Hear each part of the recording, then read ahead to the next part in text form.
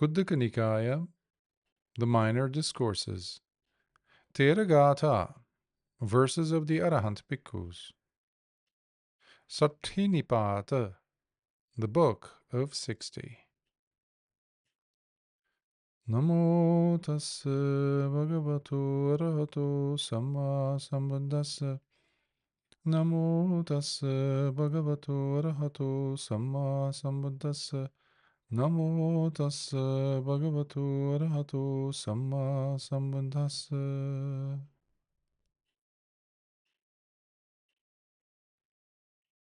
Theragāthā 60.1 Mahāmoggallāna Thera, Verses of the Venerable Mahāmoggallāna.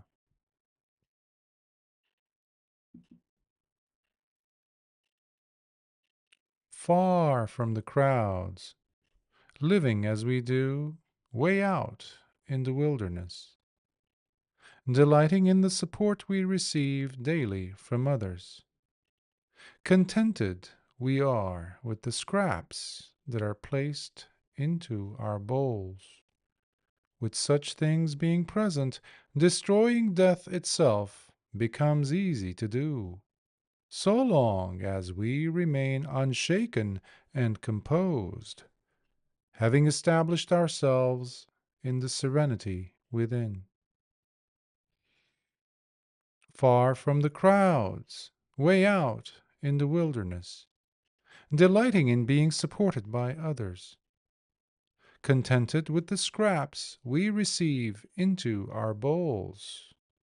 Then, tearing apart death and its crew becomes so easy to do, as easy as a tusker elephant ripping apart a small shed that's put together with leftover twigs and reeds. Far from the crowds, living as we do, way out in the wilderness, delighting in the support we receive daily from others. Contented we are with the scraps that are placed into our bowls.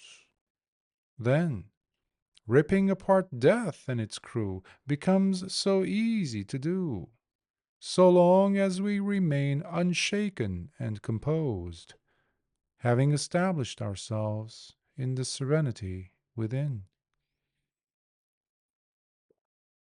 Living in the shade, at the foot of trees, striving diligently towards the goal, delighting in the support we receive daily from others, contented as we are with the scraps placed into our bowls.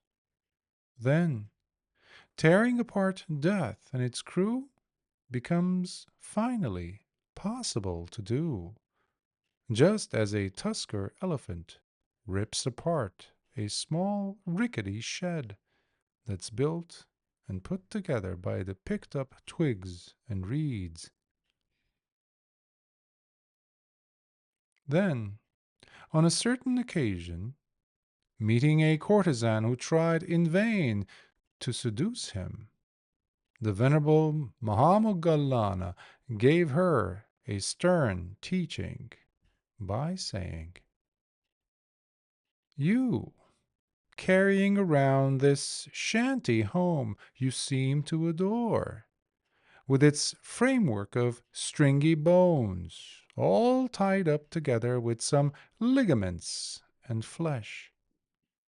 Shame on you, you wretched of a woman, as you're not realizing how this body of yours, which, by the way, reeks so horribly with its vomit-inducing stench, is apparently not enough for you, for you're still going around craving the bodies of others, too. A big bag of feces, that's all you are, really. Can't you see? All wrapped up in this thing you call a skin. You're a vicious demon trying to seduce others, with breasts that are more like boils sticking out of your chest. Too bad that you cannot see your body's 9 streams that keep leaking both night and day, spewing their filth non-stop out of you. With a stinking body that's a bag of excrements, really. And let's not forget the 9 separate rivers of filth that keep pouring out of you. You still do your very best to trap and put in chains new victims for you. A bhikkhu working on purifying himself should steer clear from filthy creatures like you, avoiding you as though you were freshly dropped wet manure. If people would truly see just as I do, and come to know you for who and what you really are, then they would avoid you too, and at all costs. Just as in the middle of a wet and rainy season, people would completely avoid by going around a dreadfully overflooded cesspit with its running sewage that's gushing out. Then that woman, trying to seduce the chief disciple, regretted her actions, and feeling ashamed, knelt down and bowed while paying homage to him, while saying, "It is indeed so, O great conqueror, as you, O noble recluse, so clearly declared. For truly many are those who would line up to fall into this trap, failing miserably in resisting me, as they end up just like an old ox that's tired and advanced in years, gets hopelessly stuck in thick, wet mud, and is never able to get himself out." At another time, the chief disciple addressed another woman who, having offered alms food, but having planned to later try to seduce him, to this one too the Venerable Mahāmoggallāna chastised by speaking the following words: "Anyone seeking to paint onto the sky, trying desperately to make color stick upon thin air, whether yellow or in some other hue, only ends up sorely disappointing oneself, toiling over nothing, while causing oneself much trouble. This heart of mine is as vast as the sky, remaining utterly still and serenely composed inside. So you, evil-minded fool, give up this intent of yours to try and attack me. For in doing so, you'll end up in much misery, much like a fragile moth trying to assault a mighty bonfire that's in full blaze. Behold this fathom-long body, all decked, standing upright.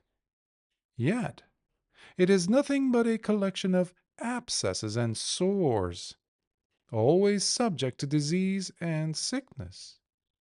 Nothing more than a bundle of endless concerns and worries, facing the reality of ceaseless change that's so disappointing for you.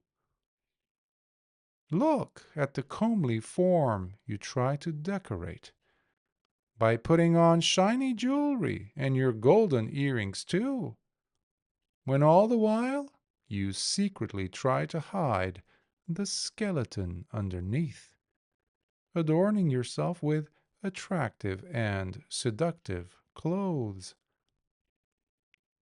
painting your feet with red henna, while smearing your face with all kinds of powders and creams.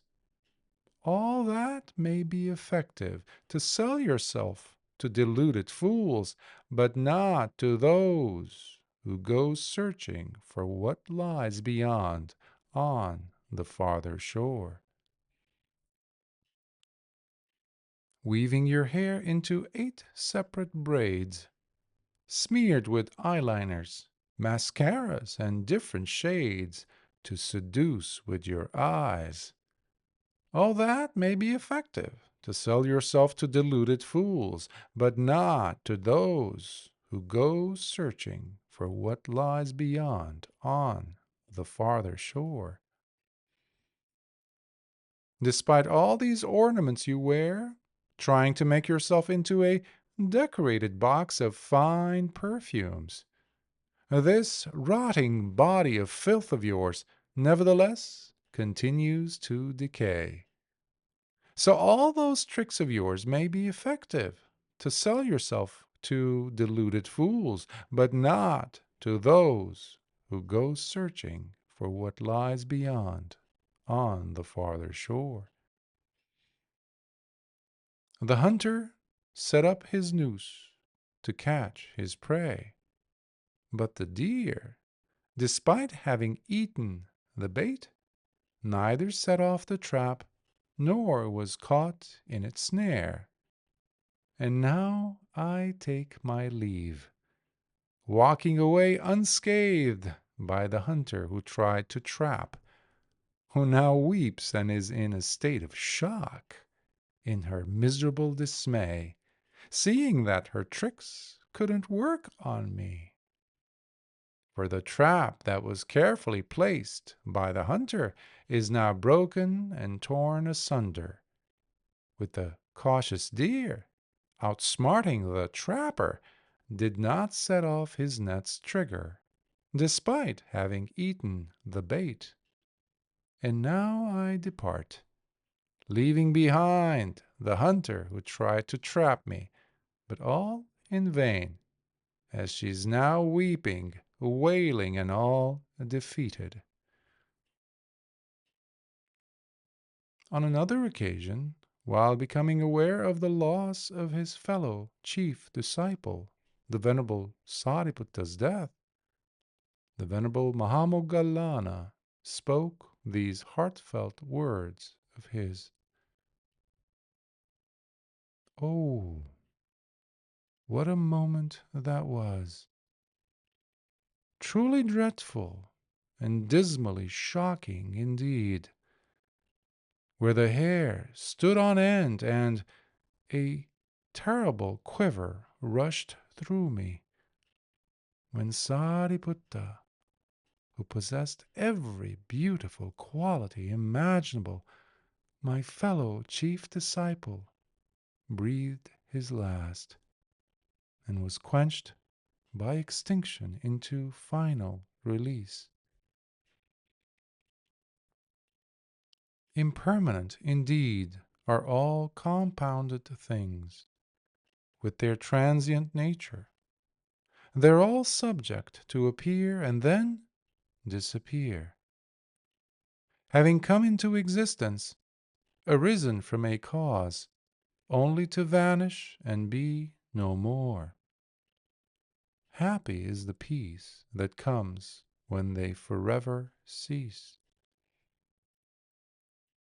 Those able to look upon and clearly see the 5 aggregates not as oneself, but as nothing more than something other, they truly can penetrate even the subtlest of things with precision, just like splitting a hair in half with an arrow that's shot from a distance. Thus, all those who are able to pierce through the mirage and see penetratingly the sankharas for what they are, truly conditioned like the rest, hence not being oneself, knowing them thus as no more than as something that's other, can truly penetrate even the subtlest of things with such precision, just like splitting a hair in half with an arrow that's shot from a distance. On another occasion, the Venerable One addressed a bhikkhu while instructing him with these encouraging words.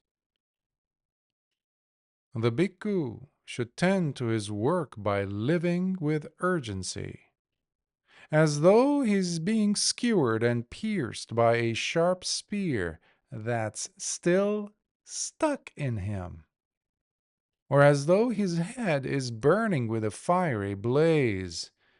In that same manner, his drive and attitude towards his practice must be, guided by his ongoing mindfulness wherever he may be, turning his back on and renouncing all kinds of sensual pleasures and their seeking. The bhikkhu should tend to his work by living with urgency, as though he's being skewered and pierced by a sharp spear that's still stuck in him, or as though his head is burning with a fiery blaze. Just in that manner, his drive and attitude towards his practice must be, guided by his ongoing mindfulness wherever he may be, constantly giving up and abandoning all longing for yet another birth or its becoming. Urged on by the accomplished, matchless teacher, the one who carried the burden of his body for the very last time, I shook the entire monastery of Megara's mother, along with its palatial terrace, by merely tapping at its base with my big toe. In defending the qualities of a young bhikkhu, by highlighting his superior qualities and drive, once the Venerable One chastised those monks surrounding him by teaching them a lesson. Nibbana Supreme, which is the obliteration of all shackles that bind, does not occur as the result of living in lazy passivity, nor is it the outcome of giving it anything less than your total and perfect commitment. But this young bhikkhu, right here in front of you, lives while being unmatched, in fact, by any one of you. For he indeed has defeated Mara and his crew, which is why the body he bears is the very last one, you see. While describing himself and his practice, using the following inspiring words, the Venerable Mahāmoggallāna spoke these verses too. While the lightning bolts strike and flash across the sky, over the twin peaks of Vibhara and Pandava, the son of the incomparable Buddha himself sits comfortably in his mountain cave, fully absorbed and unmoved in deep samadhi. The sage, calm and composed, quietly living in his secluded dwelling, the heir to the Supreme Buddha, is the one who's constantly revered and venerated by the highest Brahma gods in their highest realms, who come to bow down in respect during their visits, especially made to come and see him. Once, while helping a Brahmin who had harsh feelings towards the Venerable Mahākassapa, the Venerable Mahāmoggallāna urged that Brahmin to change his attitude while speaking to him these words of accolades, highlighting the superior quality of his fellow bhikkhu. Look carefully at the sage, so serenely calm and composed, quietly living aloof from everything in his seclusion, heir to the Supreme Buddha, the foremost among all beings. It is Kassapa the Great, O Brahmin, whom you should, therefore, truly revere and venerate.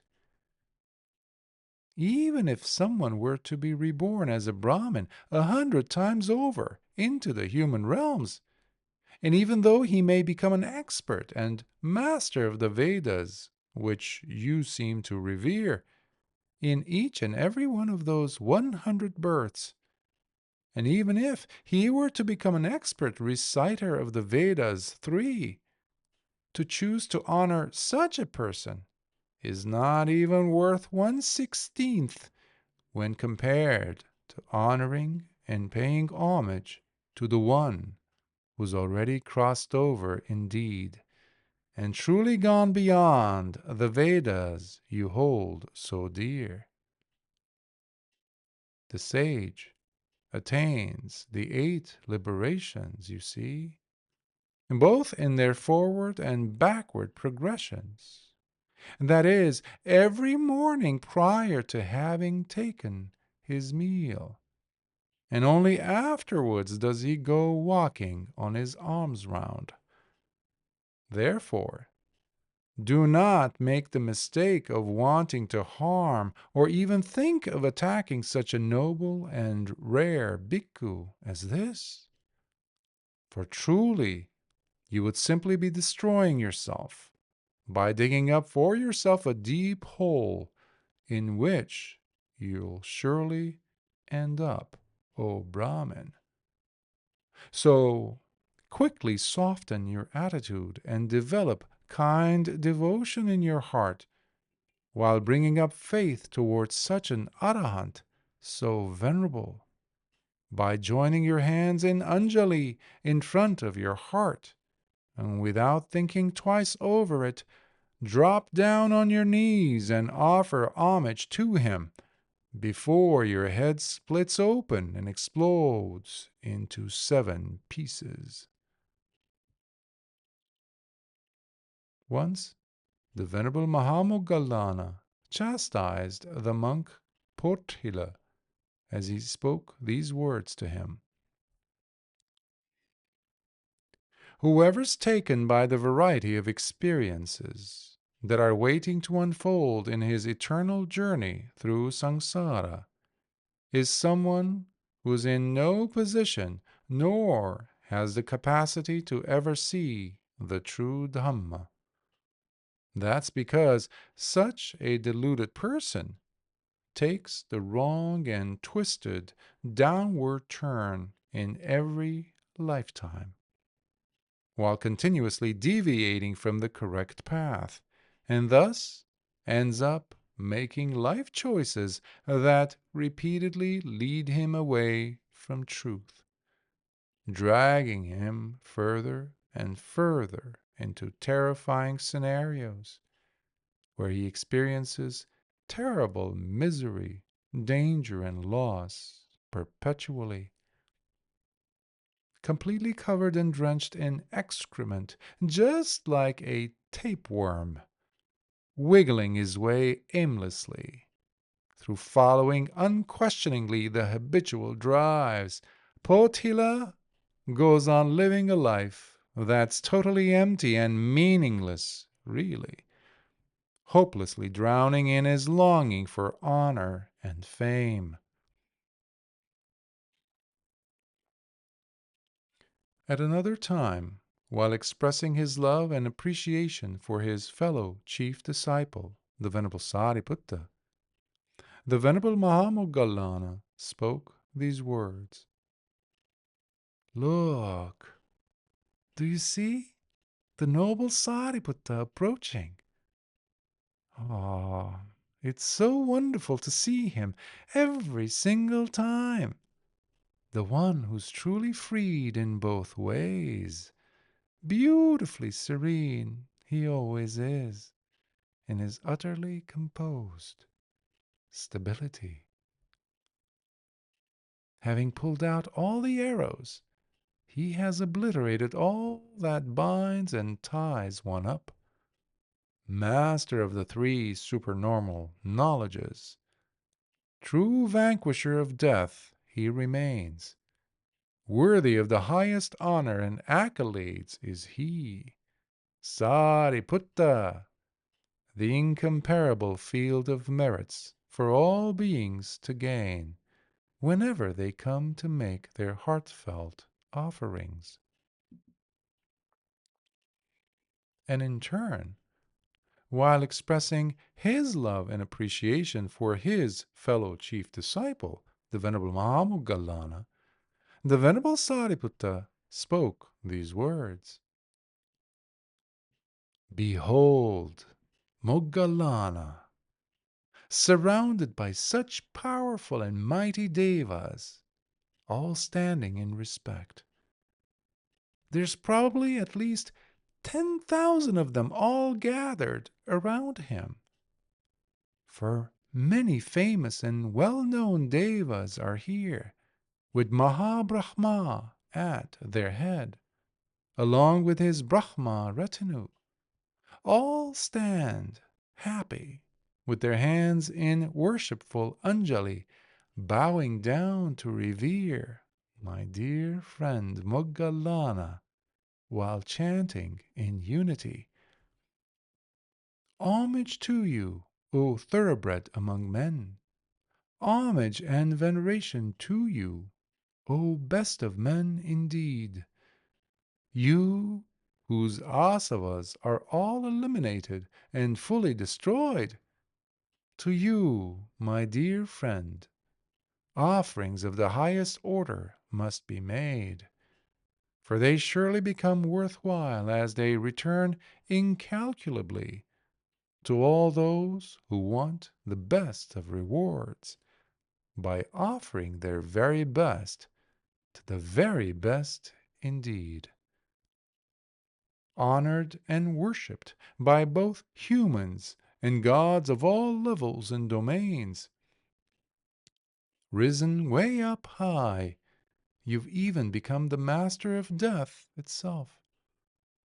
Untouched and free from any stains and blemishes, unsmeared by the sullying of sankharas, you stand utterly pure and clean, just like the lovely lotus with its petals, clinging on to nothing, standing tall as it does above the water that's beneath. You, who, within a single flash, can know the full histories of entire galaxies, along with the minds of the very Brahma Lords governing each and every one. You indeed, possessing the supernormal psychic powers that are the envy of so many, know full well, like the back of your hand, where all those gods and Brahmas will reappear into, once they too expire and die, by vanishing from their realms divine. Once, while expressing again his love and appreciation for his fellow chief disciple, the Venerable Saṭṭhinipāta, the Venerable Mahāmoggallāna spoke further these accolades about his friend's qualities by pointing out the differences between the two of them.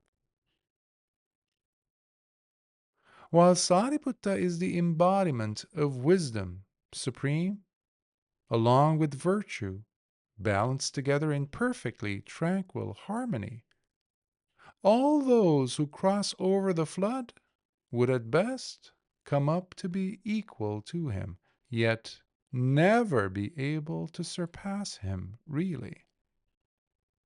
In my turn, though, I can easily conjure up exact copies of this vessel I call body many times over, creating even 1,000 billion versions of me, spreading them all over. For I am truly the one who is a master at transforming myself. having developed the skills of psychic abilities to their ultimate perfection.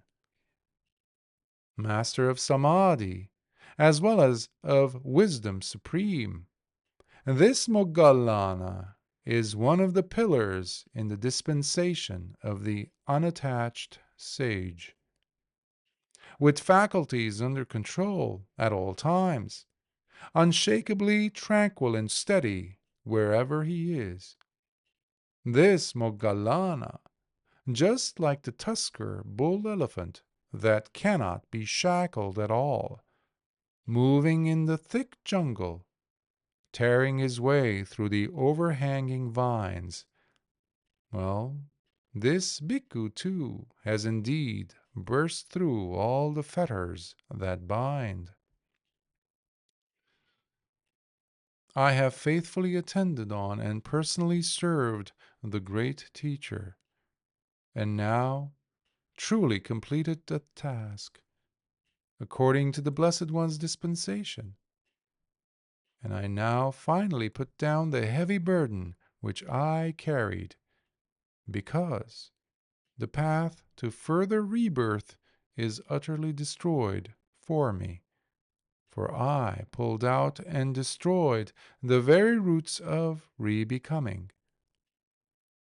The main reason for which I went forth is now fulfilled, for I have attained to that goal supreme that first led me from home life into homelessness. Finally, I have truly obliterated all the fetters that bind.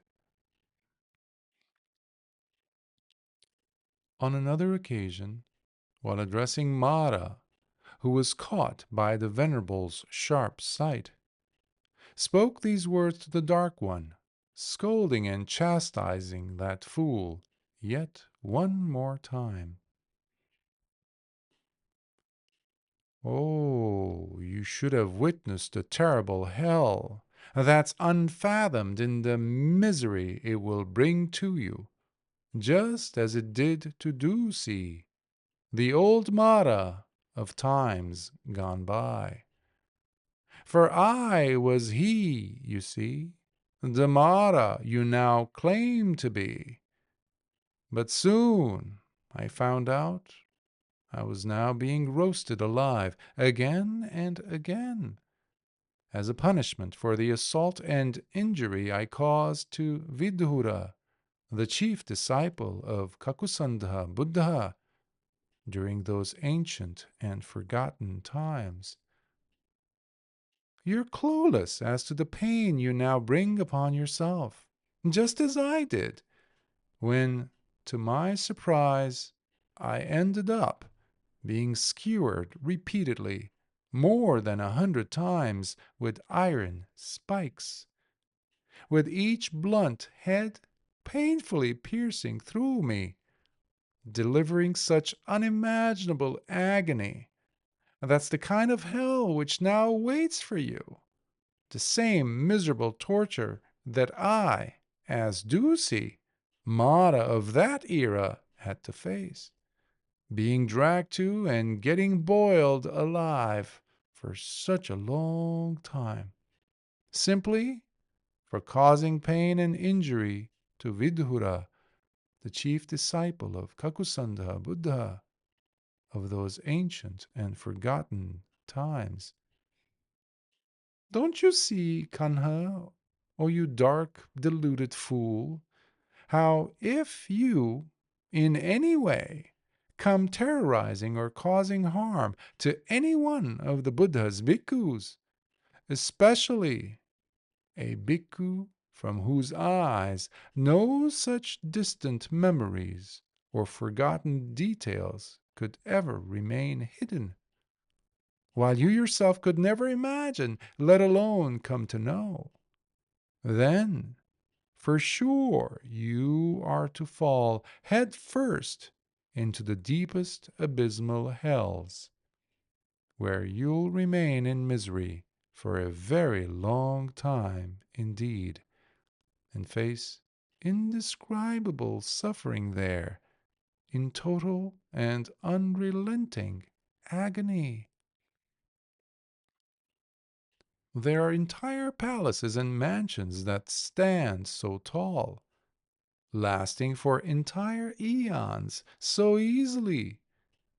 They rise up from deep waters of a lake that's as wide as an ocean, surrounded by the effervescent waters that glisten in the colors of deep blue and lapis lazuli, brilliantly as they shine and sparkle in so many dazzling colors and hues, lighting up those bastions where the mighty devas and their dancing nymphs dwell carefree in absolute ease and utter happiness.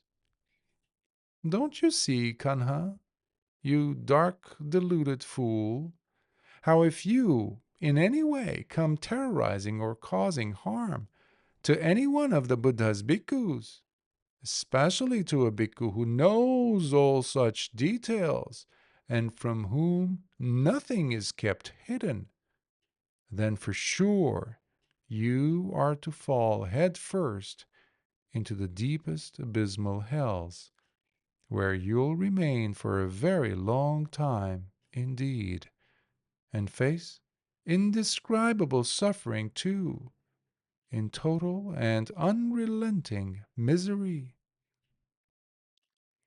After all, did you really forget that it was me, the one to whom the Buddha himself asked to go ahead and teach a lesson to the Bhikkhu Sangha, as they stood there fully stunned and shaken in terror, as I wiggled my big toe and gently touched one of the beams, shuddering the entire palace of Migada's mother and its inhabitants too?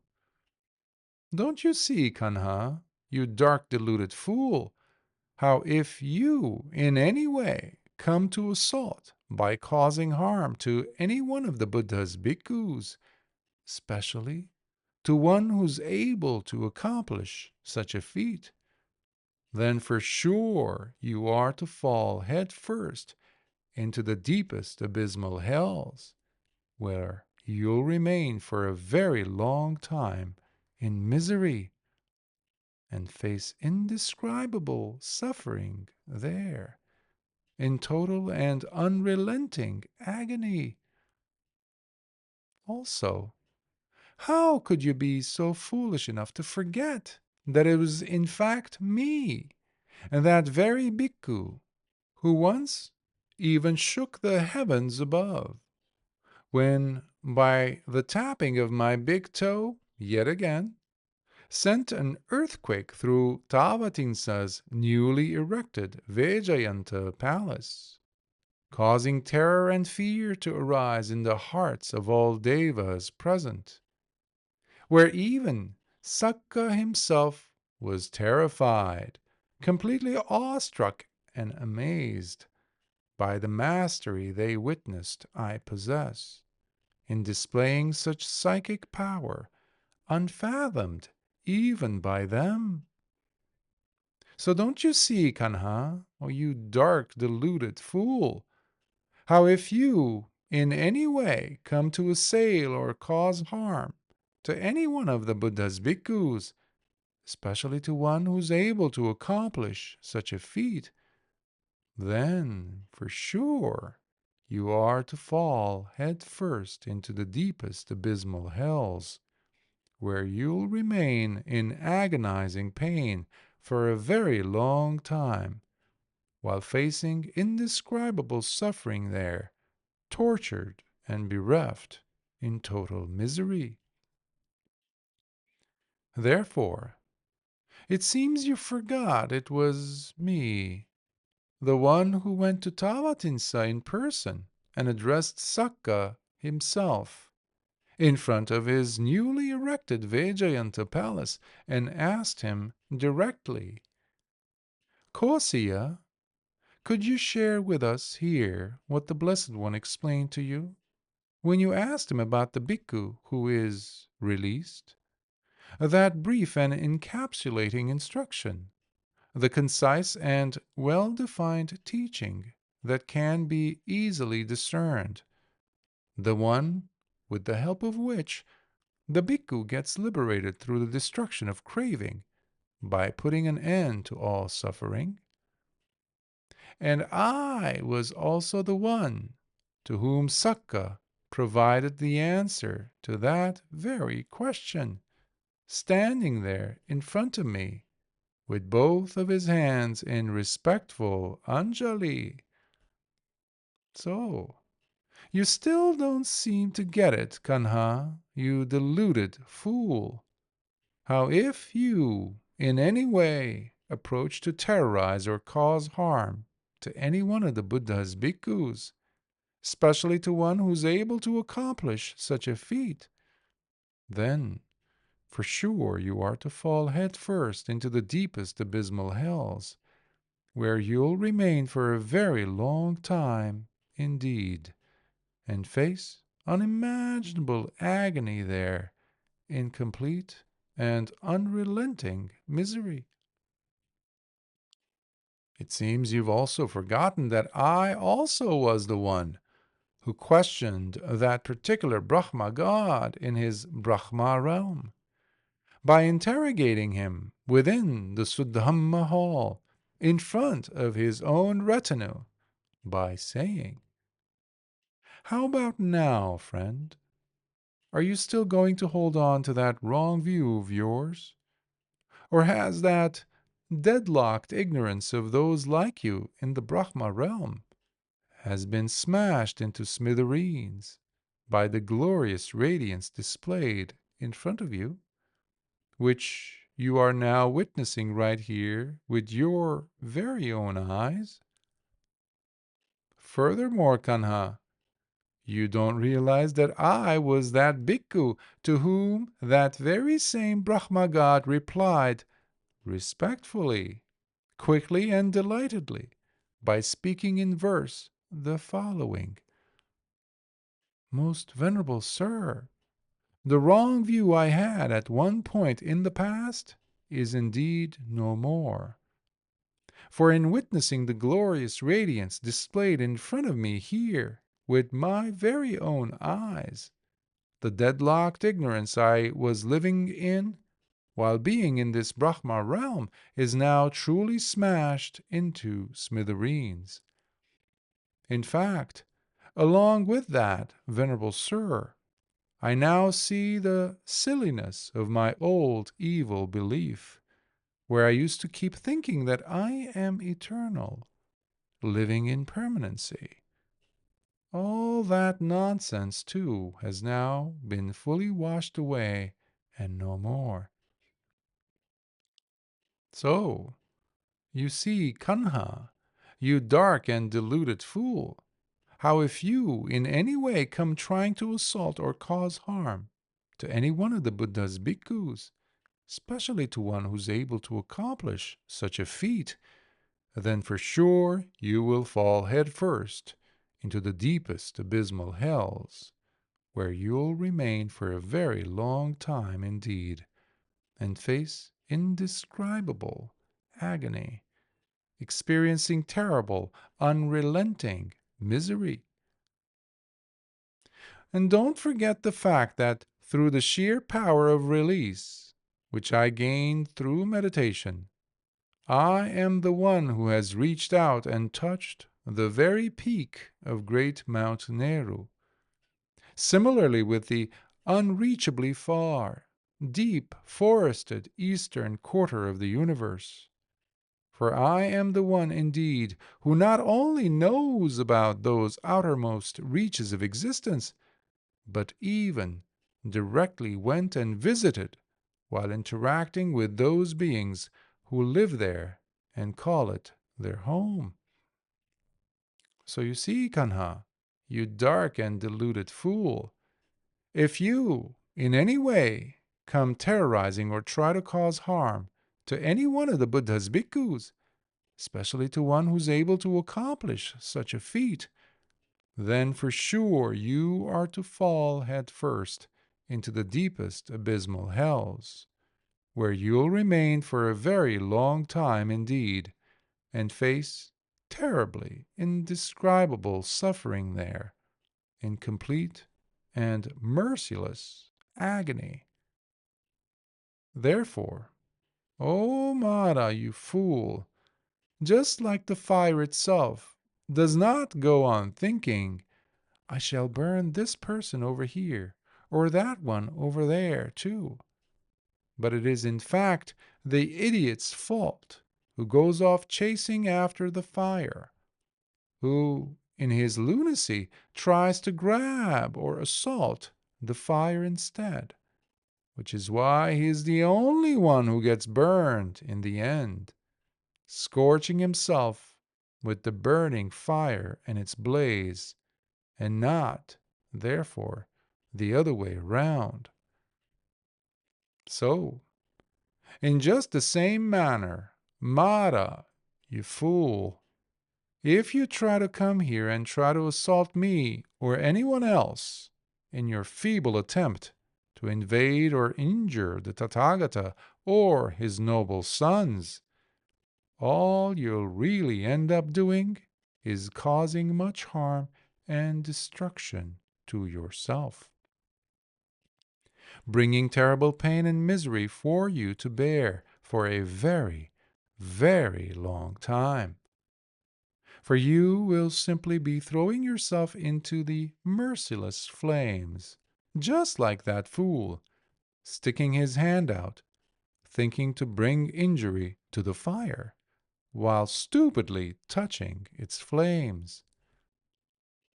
Therefore, much demerit has now been accrued by this Mara, the heartless idiot, who went and tried attacking the Tathagata himself. You stupid imbecile. Do you actually think you can get away with such terrible evil you caused?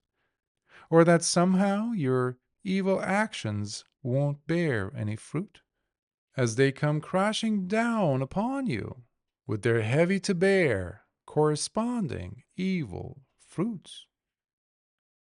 You are deceived by the illusion of time you think extends to forever, as you go on heedlessly gathering for yourself evil rewards for the wickedness you pursue, with no regard to what you shall inevitably have to face. Oh, you end-maker, you. So, do yourself and everyone a favor and just step back, by abandoning any hopes you still might have of doing more evil against the mighty and matchless Buddha. And while you're at it, don't hold your breath either, by hoping to send terror or somehow shake us too, us, bhikkhus, that are the Lord Buddha's very own sons. Thus it was that the mighty chief disciple chastised and scolded Mara, that dark and heartless fool, who yet again found himself droopy-headed and dejected once more, for he was fully exposed, along with his lame and lousy tricks, which is why that Yakka called Mara could not help but to retreat in absolute defeat, as he disappeared from sight right then and there. These were the verses spoken by the Venerable Mahāmoggallāna. Sadhu, sadhu, sadhu.